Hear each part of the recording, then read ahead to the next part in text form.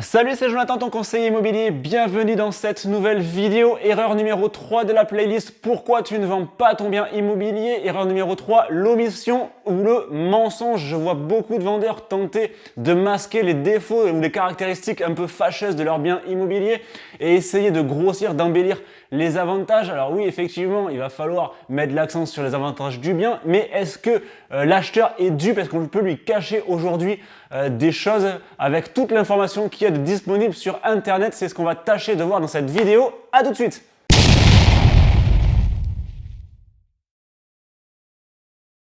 Avant de démarrer, comme d'habitude, tu vas trouver un lien dans la description de la vidéo. Tu vas pouvoir avoir accès à plein de documents pour t'aider, que tu sois vendeur ou acheteur. Tu vas trouver la chronologie globale d'une vente. Tu vas trouver la liste des documents qu'il te faut pour vendre. Qu'est-ce que tu vas trouver d'autre? La checklist pour vérifier que tout soit nickel dans le bien quand tu achètes. Tout ça, ce sont des documents que j'ai créés pour toi, pour t'aider, que tu sois vendeur ou acheteur. C'est cadeau. Allez, on attaque avec la partie 3, erreur numéro 3.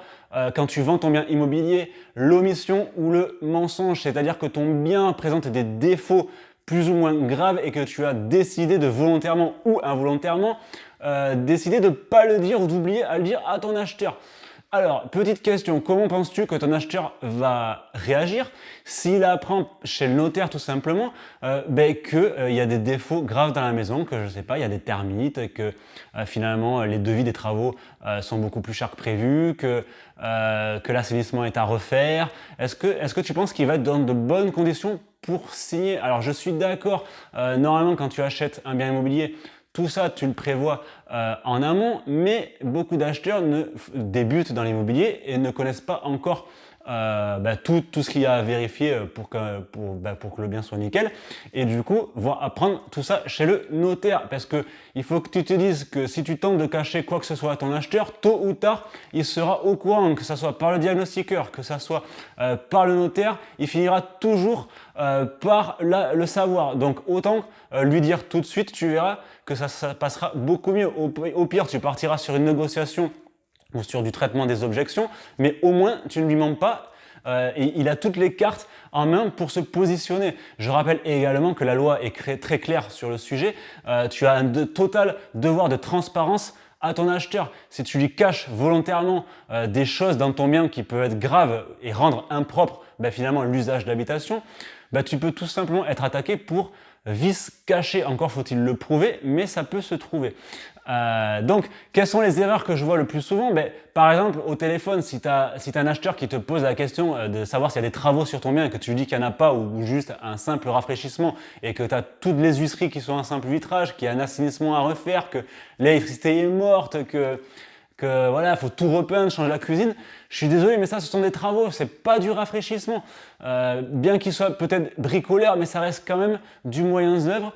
Et du coup, voilà, c'est pas un rafraîchissement et voilà, la visite peut très mal se passer si voilà, tu lui mens et il peut être pris pour un idiot, quoi. C'est pareil, si ton bien est en lotissement et enclavé, qu'il y a des maisons tout autour, la question classique au téléphone, c'est de savoir est-ce qu'il y a du vis-à-vis. Si tu lui dis non et qu'il arrive et qu'il y a des maisons tout autour, moi je suis sûr que la maison, il la visitera pas. S'il t'a dit au téléphone qu'il voulait pas de vis-à-vis et qu'il y en a tout autour, autant te dire qu'il va arriver, il va partir. Coup classique également, ton bien se situe au 10e étage d'un immeuble, il n'y a pas d'ascenseur, ça arrive.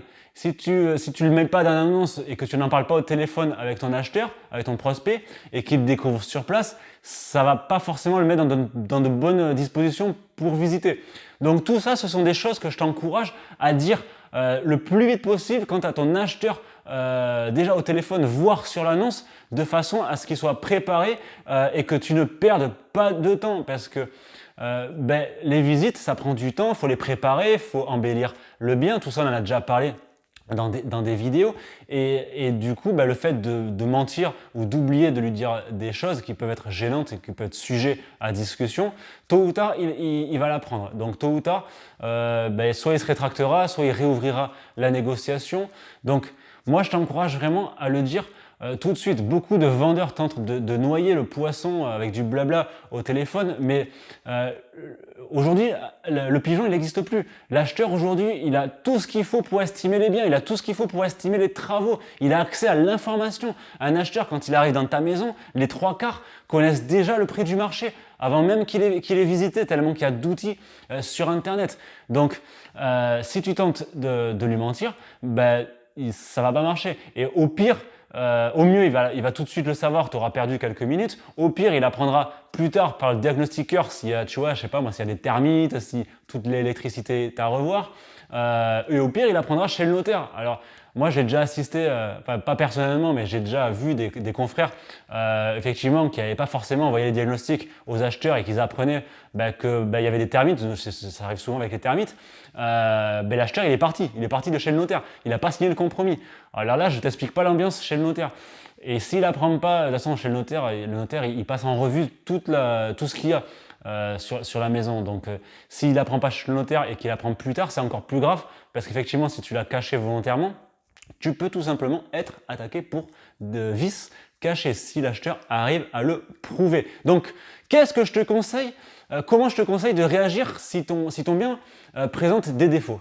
Je te conseille de jouer carte sur table dès le début avec ton acheteur, c'est-à-dire qu'au moment où il t'appelle, tu lui dis tout ce qu'il y a sur ton bien, le positif comme le négatif. Ton acheteur te remerciera et tu gagneras beaucoup de temps.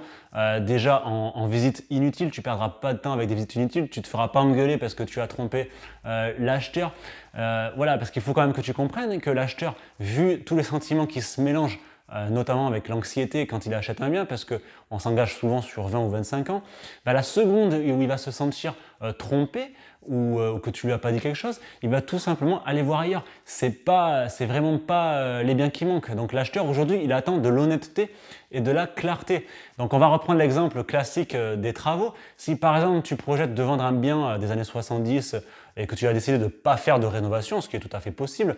Donc voilà, années 70, souvent il y a tout à refaire, quoi. Donc tu vas avoir la salle de bain, la cuisine qui n'a pas été rénovée, l'isolation éventuellement, les huisseries, la tapisserie qui est dans son jus. Voilà, donc tout ça, bon déjà il va plus ou moins le voir sur les photos, donc il n'est pas idiot non plus. Mais moi, il y a une petite technique que j'aime bien, que je vais te donner.